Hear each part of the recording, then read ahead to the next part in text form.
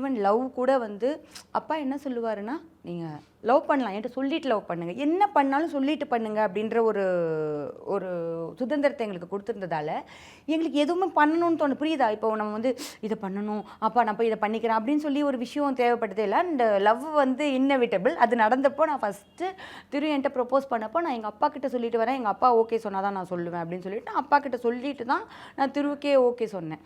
அதுதான் சொல்கிறேன், அந்த ஃப்ரீடம் இருக்குல்ல, அப்பா கிட்ட எது வேணால் பேசலாம், எது வேணால் சொல்லலாம், அந்த மாதிரி ஒரு ஃப்ரீடம் கொடுத்துருந்தாரு. ஸோ அதுதான் எங்களை வந்து ஸ்ட்ராங்காக வளர்த்துச்சுன்னு சொல்லலாம்.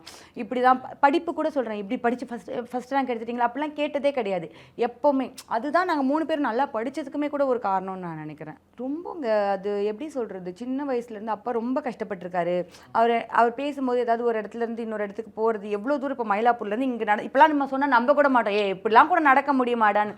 எங்கள் அப்பா எப்படின்னா அசிஸ்டன்ட் டைரக்டர்னா வேலை இருக்கிற அசிஸ்டன்ட் டைரக்டருக்கே அப்போ காசு இருக்காது. எங்கள் அப்பா வேலை இல்லாத அசிஸ்டன்ட் டைரக்டர், ஒரு இடத்துலையும் போய் சான்ஸ் தேடுற ஒரு அசிஸ்டன்ட் டைரக்டராக தான் அப்பா இருந்திருக்காரு.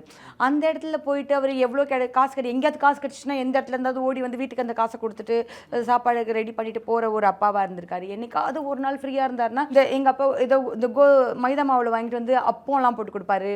அதெல்லாம் எங்களுக்கு ஸ்பெஷலாக இருக்கும். அண்ட் கதை சொல்லிக்கிட்டு இருப்பார். அந்த வீட்லேயே யாராவது திடீர்னு வந்து நாங்கள் குளிக்கணும்னு சொன்னால் வந்து அதுக்கு ரெடி பண்ணி கொடுப்பாரு. ஏன்னா அம்மாவுக்கு கொஞ்சம் உடம்பு இல்லை, நான் உள்ளே கூட சொல்லியிருப்பேன். ஸோ அப்பா தான் எங்களை ரொம்பவே பார்த்துக்கிட்டாரு. இந்த தாயுமானவன் நாங்கள் நிறைய இடத்துல சொல்கிறதுக்கு காரணம் அதுதான். அப்பா வந்து எல்லா விஷயத்துலையும் எல்லாத்துலேயும் எங்கள் கூட இருந்திருக்காரு, எல்லாத்துலேயும் எங்களை பார்த்துருக்காரு. ஸோ அதனாலேயே வந்துட்டு அவர் சொல்லவே இல்லை எங்களுக்கு, நீங்கள் இப்படி தான் வளரணும், இப்படி தான் வாழணும், இப்படி தான் ஜெயிக்கணும்னு.